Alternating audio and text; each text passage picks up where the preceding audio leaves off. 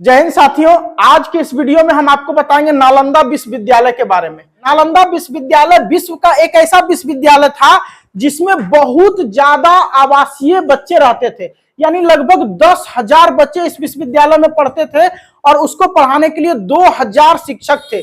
सुन के आश्चर्य हो रहा होगा ना कि एक ऐसा विश्वविद्यालय, एक ऐसा शिक्षा का केंद्र जहां 10,000 बच्चा रहता था और 2,000 शिक्षक मिलकर उन बच्चों को पढ़ाते थे। विश्व का सबसे पहला विश्वविद्यालय में इनका भी गिनती आता है, क्योंकि इसकी स्थापना 5वीं शताब्दी में हुआ था और 800 वर्षों तक यह विश्वविद्यालय फलता फूलता रहा। उसके बाद एक बहुत बेहुदा आदमी था, महाखच्चर था, वो क्या किया कि आके इसको जला दिया।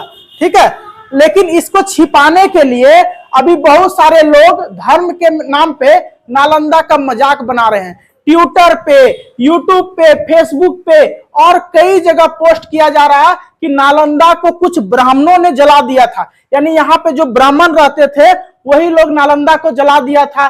कुछ का कहना है कि नालंदा अपने आप जल गया था, लेकिन कोई व्यक्ति था जिनकी किताबों में सारा चीज जिक्र किया हुआ है। कौन सा वो व्यक्ति था जिनकी किताबों में नालंदा के बारे में सारा जानकारी दिया हुआ है, जिससे आज हम नालंदा को जान रहे हैं। अगर वो व्यक्ति नहीं रहता, किताबें नहीं लिखता और वो व्यक्ति यहाँ पे पढ़ा था, वो कौन सा व्यक्ति है, क्या लिखा था अपने किताब में, सारे चीजों को आज हम बताएंगे। ध्यान से आप आज इस वीडियो को देखिएगा। सबसे पहले एकदम शुरुआत से जानते, एकदम शुरू में क्या हुआ था। देखो, कुमारगुप्त प्रथम नाम का एक राजा था जिन्होंने नालंदा यूनिवर्सिटी को बनाने का काम किया था। ठीक है, कौन सा राजा था? और यह बनाने की शुरुआत हुई थी 5वीं शताब्दी में। 5वीं शताब्दी, शताब्दी क्या होता है थोड़ा सा समझ लीजिए। 100 साल के समय को एक शताब्दी कहते हैं, यानी 100 वर्ष को एक शताब्दी कहा जाता है। आज है 21वीं शताब्दी, 2000 से लेकर, ठीक है, 2099 तक, यानी जैसे 2100 आ जाएगा उससे पहले तक ये कहलाएगा 21वीं शताब्दी। 21वीं शताब्दी, ठीक है, और 2100 से 2200 के बीच का जो समय रहेगा उसको बोलेंगे 22वीं शताब्दी। ठीक है, तो अभी चल रहा 21वीं शताब्दी। उसी तरह 5वीं शताब्दी के दौरान नालंदा विश्वविद्यालय का निर्माण हुआ था राजा कुमारगुप्त प्रथम के द्वारा। कुमारगुप्त प्रथम कौन थे तो ध्यान से सुनिए। पहले के समय में वंश चलता था।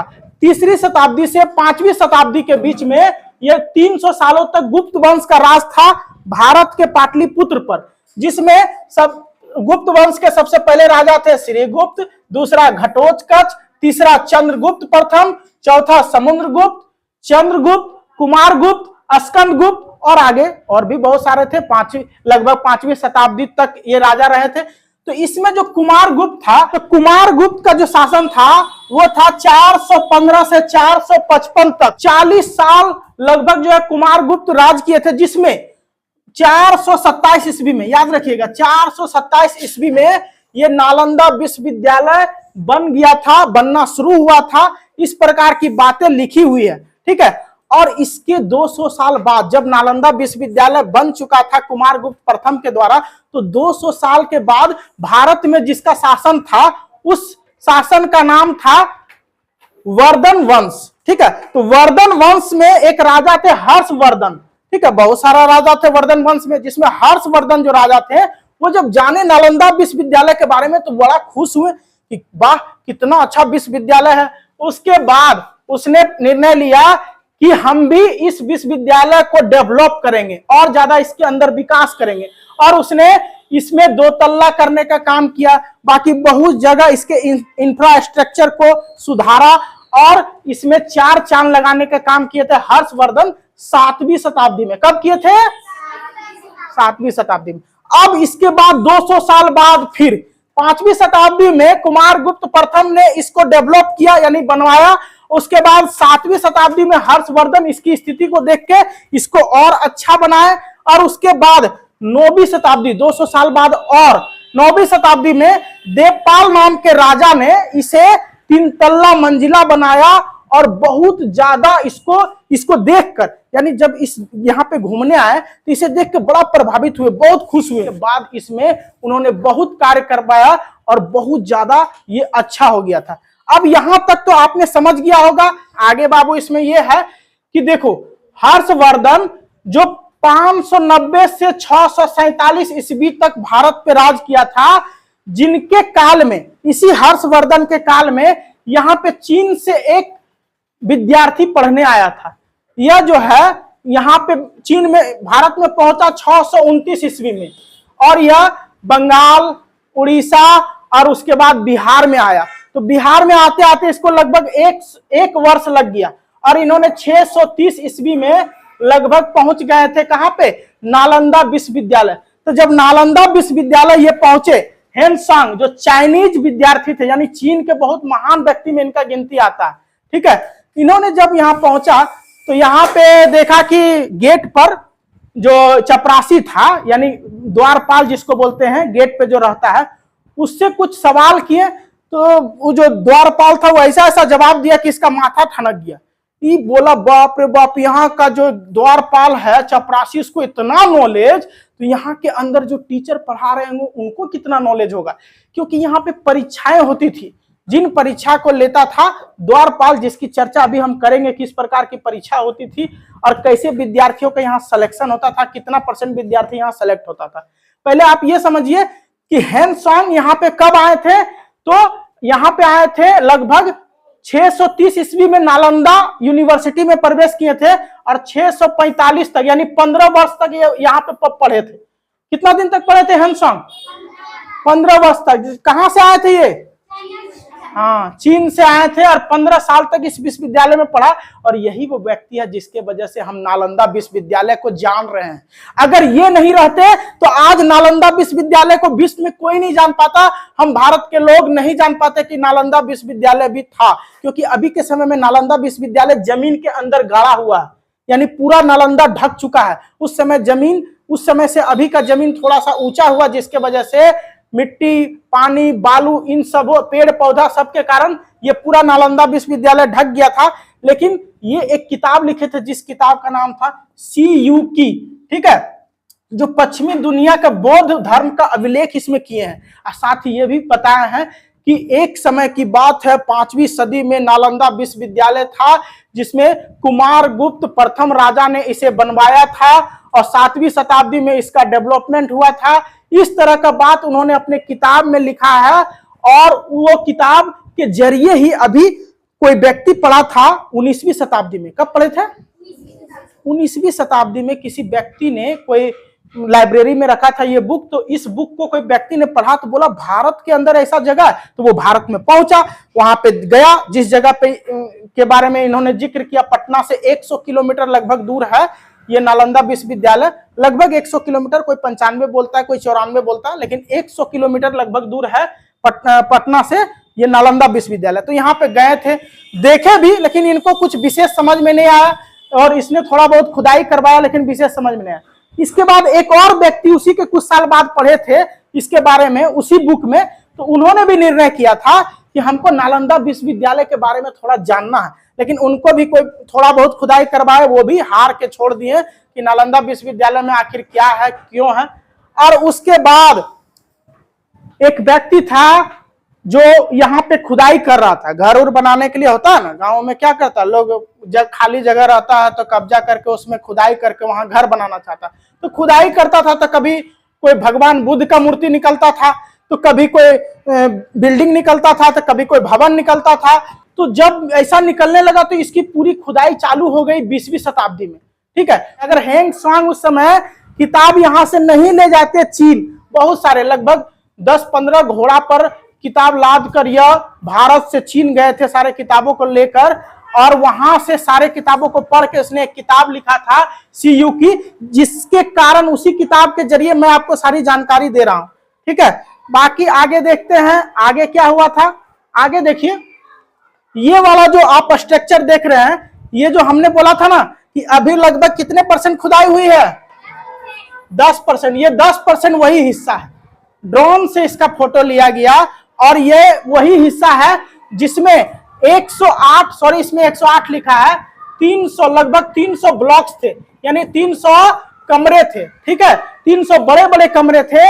अब सोच लो कि एक बिल्डिंग के अंदर लगभग जो है 35 कमरा होता था। तो सोच लो कि एक में 35 होते। देखो ये साइड जो दिख रहा है इसमें 12 है, ये साइड भी 12 है, तो 12 12 24। इधर जो इस साइड का है वो 6 है, तो 12 12 24 और 6 30, टोटल 30 हो गए। ये आगे साइड में 5 है, आगे साइड में कितने हैं 5। अब इसके एक एक कमरा में ये जो दिख रहा है दोनों ईंटा के बीच में, ये एक कमरा है। इस एक कमरा में एक ही विद्यार्थी रहता था, एक कमरा में ओनली एक विद्यार्थी। तो इस तरह से 35 रूम था, 35 विद्यार्थी रहता था। और वो सब जब टीचर इसके अंदर प्रवेश करते थे, बहुत बार टीचर भी इन लोग के साथ जाके रहते थे, तो टीचर का कमरा इधर था, थोड़ा बढ़िया कमरा रहता था, तो एक दो टीचर इसमें रहते थे। और इन सारे जो जगह है इसमें एक ही विषय का विद्यार्थी रहता था। यानी ये 3500 विद्यार्थी अगर बायोलॉजी पढ़ रहा, चिकित्सक पढ़ रहा, तो सब का सब किसका रहेगा, बायोलॉजी का विद्यार्थी रहेगा। सब किसका विद्यार्थी रहेगा, बायोलॉजी का रहेगा। अगर मैथ पढ़ना है तो मैथ का रहेगा, साइंस पढ़ना है तो साइंस का रहेगा। यानी जिस भी विषय को पढ़ना है, इसमें यहाँ पे ग्रेजुएशन से ऊपर पोस्ट ग्रेजुएशन इसका पढ़ाई होता था। क्योंकि यहाँ पे 10 इंटर ये सब पढ़ाई नहीं होता था, विश्वविद्यालय में हायर एजुकेशन होता है। तो इसमें कोई अगर चिकित्सक का क्लास लिया, कोई हिस्ट्री का क्लास लिया, यानी ये पूरा बिल्डिंग हिस्ट्री में रहेगा, ये पूरा चिकित्सक का रहेगा। इसी तरह हिस्ट्री का भी बहुत सारा बिल्डिंग था, चिकित्सक का भी बहुत सारा बिल्डिंग था। यहाँ पे देखो, इसमें से सब में से विद्यार्थी निकलता था। और जब टीचर आते थे तो टीचर आके यहाँ पे देखो सीढ़ी है, 1 2 3 सीढ़ी पे आके यहाँ पे वो बैठ जाते थे पालथी मार के। और नीचे भी सब विद्यार्थी, ये जो जगह है यहाँ पे पालथी मार के बैठ जाते थे। इसके बीच में देखो यहाँ पे कुआं रहता था, यहाँ पे क्या रहता था, कुआं। और इस साइड में यहाँ पे सब रहते थे खाना बनाने का जगह। ठीक है, देखो यहाँ पे सब में आपको दिखेगा 2 गो, एक कुआं बीच में दिखेगा, एक खाना बनाने वाला दिखेगा, है ना। तो इसी के अंदर खाना बनाना है, सब अपने से खाना बनाता था। ठीक है, और सबसे बड़ा चीज है, यह जानकर आश्चर्य होगा कि इसके अंदर जितने भी विद्यार्थी थे वो सब फ्री ऑफ कॉस्ट पढ़ते थे, 1 रुपया भी नहीं लगता था। क्योंकि इसका जो है वो डोनेशन 200 गांव से आता था। कहां से आता था, यानी नालंदा में, बिहार में 200 गांव से चंदा तहसील के मतलब टैक्स लिया जाता था। उसी टैक्स से यहाँ के विद्यार्थी और टीचर का खर्चा निकलता था। ना विद्यार्थी को 1 रुपया भी देना पड़ता था और ना ही विशेषकर टीचर को भी कोई मेहनताना मिलता था। वो फ्री एजुकेशन यहाँ पे होता था। और कहा जाता है, उन्हीं के किताब में कहीं पे जिक्र है, 11,000 कमरे, यानी सोच लो 10,000 विद्यार्थी यहाँ पे पढ़ता था। कितना पढ़ता था, 10,000 विद्यार्थी और 2,000 टीचर थे इसके अंदर। ठीक है, कितने टीचर थे, विद्यार्थी 10,000, विद्यार्थी 10,000। ठीक है, और बहुत ही अच्छा पढ़ाई होता था उस समय। सोच लो कि कैसा बनाया कि हर कमरा में एक विद्यार्थी और एक ब्लॉक में 35 रूम है। अब 3500 एक ही विषय का है, और जो यहाँ पे टीचर है इस रूम में, वो टीचर भी उसी विषय का है। तो दिन रात टीचर स्टूडेंट एक दूसरे से वार्तालाप करते थे। और यहाँ पे पालथी मार के टीचर बैठते थे, इधर स्टूडेंट सब बैठा रहता था। ठीक है, और कोई स्टूडेंट अगर बीमार है तो रूम में भी घुसा हुआ है, तो बरामदा में अगर पढ़ा रहे हैं उस जगह पे आंगन में, तो वहां से विद्यार्थी सुन सुन के पढ़ता था। तो ये था इसका व्यवस्था। ठीक है, साथ ही यहाँ पे जो फ्री एजुकेशन था वो इसलिए था क्योंकि यहाँ पे जो लोग 200 गांव से जो चंदा देते थे, वो चंदा देने में कभी पीछे नहीं हटते थे। वो चाहते थे कि शिक्षा का ज्ञान प्रसार पूरे विश्व में हो और नालंदा यूनिवर्सिटी का नाम पूरे विश्व में फैले। ठीक है, यहां तक क्लियर हुआ। अब आगे समझाते हैं। यहाँ पे जो भी विद्यार्थी आते थे, गेट पर उनका टेस्ट लिया जाता था। और टेस्ट लेते थे जो द्वारपाल थे, ठीक है, वो भी इतना एजुकेटेड रहते थे कि वो किसी का भी दिमाग खराब कर देते थे। इतना नॉलेजेबल रहते थे कि 10 विद्यार्थी में मात्र 2 विद्यार्थी सेलेक्ट होता था। यानी अगर उस कॉलेज में 50,000 विद्यार्थी आया होगा, तब 10,000 विद्यार्थी सेलेक्ट हुआ। बात को समझ में आया। इतना ज्यादा हार्ड टेस्ट होता था। जैसे अभी यूपीएससी बीपीएससी होता था ना, उसी तरह उस समय टेस्ट होता था। लिखित टेस्ट भी होता था, मौखिक होता था। गेट पर ही जो द्वारपाल रहते थे वही टेस्ट लेते थे, उसके बाद अंदर घुसने देते थे। ठीक है, और ज्ञान का मेन सोर्स क्या था यहाँ, मतलब विद्यार्थी ज्यादातर ज्ञान कहाँ से प्राप्त करते थे? रत्न सागर, रत्न दधी और रत्न रंजक, 3 यहाँ पे मुख्य लाइब्रेरी थे जहां से विद्यार्थी सब ज्यादा से ज्यादा मतलब अपने आप में नॉलेज प्राप्त करते थे। ठीक है, उसके बाद 90 लाख जो है किताबें यहाँ पे थी। कितनी किताबें थी? सोच के देखो, उस समय पेज का किताब नहीं होता था, अपने से लिखना पड़ता था। और पांडुलिपि रहता था, पेड़ का छाल, उसी पे लिखा जाता था।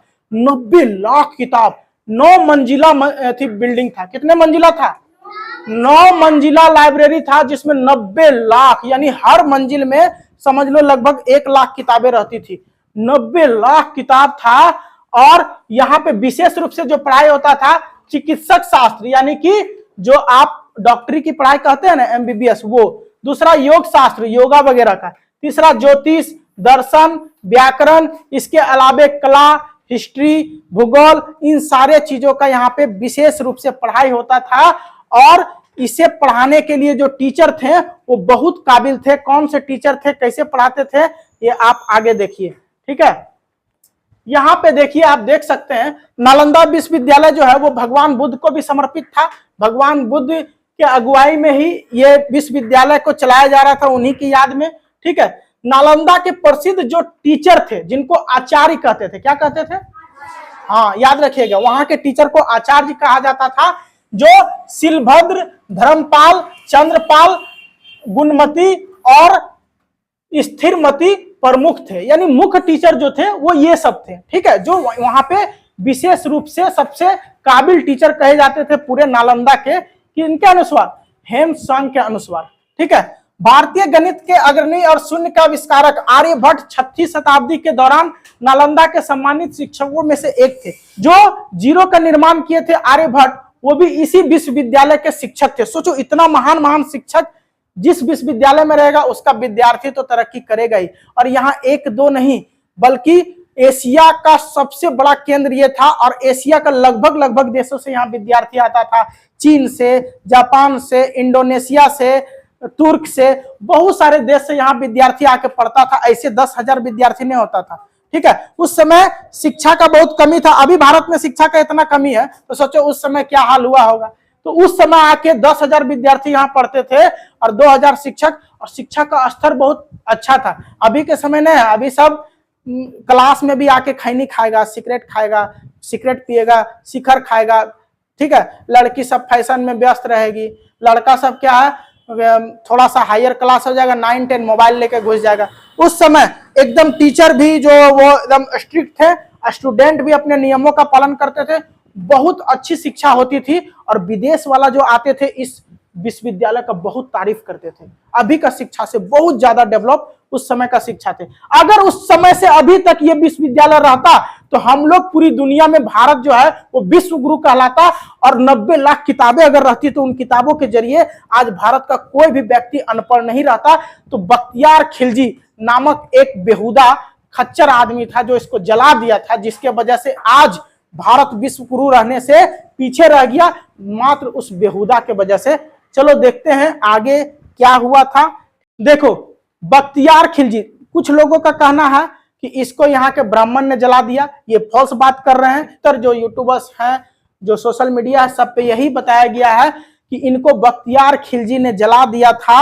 और क्यों जलाया था, जिसके बारे में एक कहानी है कि इस विश्वविद्यालय को बख्तियार खिलजी ने इसलिए जला दिया था क्योंकि उसको यहाँ से जलन था, यहाँ के पंडितों से, यहाँ के विद्वानों से जलन था। यहाँ के जो टीचर थे, ठीक है, आचार्य जिनको कहा जाता, उनसे बहुत ज्यादा वो जलते थे, उनसे बहुत ज्यादा वो प्रभावित हुए थे। क्यों हुए थे, इसके पीछे एक कहानी है, छोटा सा कहानी। क्या हुआ था कि एक बार बख्तियार खिलजी बीमार हो गए थे। अब बीमार होने के बाद उनके जो भी उनके जितने भी चिकित्सक थे, उनके जो वैद्य थे, उनको इलाज किया लेकिन ठीक नहीं हुए।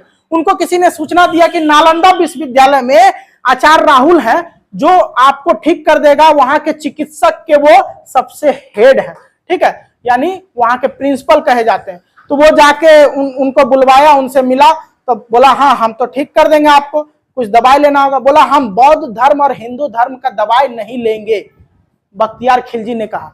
तो बोला ठीक है।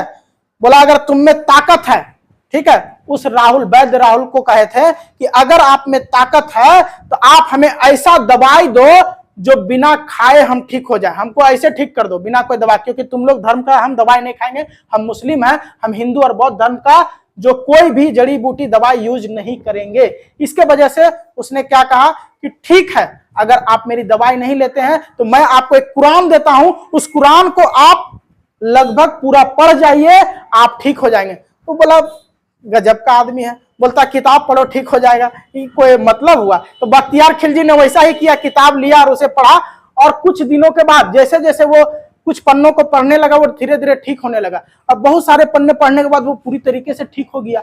तो बुलाया उसको, हमारा वैद्य सब, हमारा डॉक्टर सब परेशान हो गया, हमको ठीक नहीं कर पाया। और तुम्हारा किताब हम पढ़ते गए, हम ठीक हो गए? कमाल का है, तुम बताओ कैसे ठीक हुए, जल्दी बताओ। तो उसने बोला कि हम किताब में लेप लगा दिए थे जड़ी का, और जब भी आप, हम जानते थे कि आप उन किताबों को, कोई भी किताब पढ़ते हैं तो पन्ना पलटते हैं तो मुंह पे ऐसे करके, हम लोग में भी बहुत का आदत रहता है कि पेज पलटते हैं तो एक बार जी से ऐसे सटाते हैं फिर पलटते हैं, क्योंकि उठता नहीं है तो उसको थूक लगा लगा के उठाते हैं। तो वही आदत था बख्तियार खिलजी में ही, उसने ऐसा किया। और करने के बाद वो बोला जैसे जैसे आप पेज पलटते थे मुंह में लेते थे तो दवाई भी उसके साथ जाता था, और इसी से आप ठीक हो गए। बोला अरे तुम लोग इतना बुद्धिमान, मतलब तुम बौद्ध धर्म का आदमी इतना ज्यादा बुद्धिमान। हमारा तो, हम तो चाहते हैं पूरे विश्व में मुस्लिम का प्रचार हो। मोहम्मद गजनबी, मोहम्मद गौरी, उन्हीं के ये शासक थे। तो वो सब चाहता था कि पूरे विश्व में मुस्लिम धर्म का प्रचार हो, मुस्लिम चिकित्सक का प्रचार हो, मुस्लिम एक नंबर पर रहे। और ये जब सुना तो इसको खुश नहीं हुआ ठीक होने से, और गुस्सा हो गया, क्योंकि राक्षस टाइप का आदमी था। जो इतना बड़ा विश्वविद्यालय को जला दे वो मनुष्य है, वो राक्षस के समान है। तो बोला कि ऐसा बात है, अब हम क्या करेंगे कि पूरे के पूरे विश्वविद्यालय, यानी कि इसमें तो एक टीचर मिलकर ऐसा किया तो इसमें तो हजारों टीचर है, सब टीचर सब स्टूडेंट को जला देंगे, पूरे को जला देंगे। गुस्सा से बोला क्योंकि हम लोग का धर्म इस धर्म से पीछे हो रहा है। जब इसके शिक्षक इतने तेज हैं तो धीरे धीरे तो पूरे दुनिया में इसका प्रचार हो जाएगा और ये लोग बहुत डेवलप कर जाएगा। इसने गुस्सा में 1193 में इसमें आग लगा दिया अपने सैनिकों के द्वारा, और इसके अंदर हजारों शिक्षक और विद्यार्थी जल के मर गए। सोचो इससे बड़ा राक्षस कौन हो सकता है। भारतीय इतिहास का सबसे शर्मनाक घटना बोला जा सकता है कि एक विश्वविद्यालय को जला दिया। 3 महीना तक इसके अंदर की जो 90 लाख किताबें थी वो जलती रही धू धू करके आग में। वो कागज का नहीं थी, अगर कागज का रहता तो और जल्दी जल जाता। वो क्या था, लकड़ी का खाल का, जिसके कारण 3 महीना जला और 6 महीना तक इसकी धुआं निकलती रही। और कुछ दिनों में ये पूरा बिल्डिंग जल के खत्म हो गया था, इसके ऊपर का छज्जा उड़ गया था जो आपने देखा था फिगर में। और इस प्रकार से नालंदा विश्वविद्यालय समाप्त हो गया था। सोचो बख्तियार खिलजी ना होता तो आज हमारा देश विश्व गुरु रहता, और वो 90 लाख किताब का महत्व आज क्या रहता, हम लोग सभी भारतीय एजुकेटेड रहते। तो कहीं ना कहीं नालंदा विश्वविद्यालय की यह जो घटना थी ये शर्मसार थी। तो उम्मीद है कि आपको यह पूरा वीडियो पसंद आया होगा। अगर पसंद आया है तो अगले वीडियो का इंतजार किए। अगले वीडियो में हम आपको बताएंगे कि इसके जगह पे एक नया विश्वविद्यालय बनाया जा रहा है, नालंदा विश्वविद्यालय। इससे थोड़े से दूरी पर उस विश्वविद्यालय का पूरा चर्चा करेंगे। तो आज के लिए इतना ही।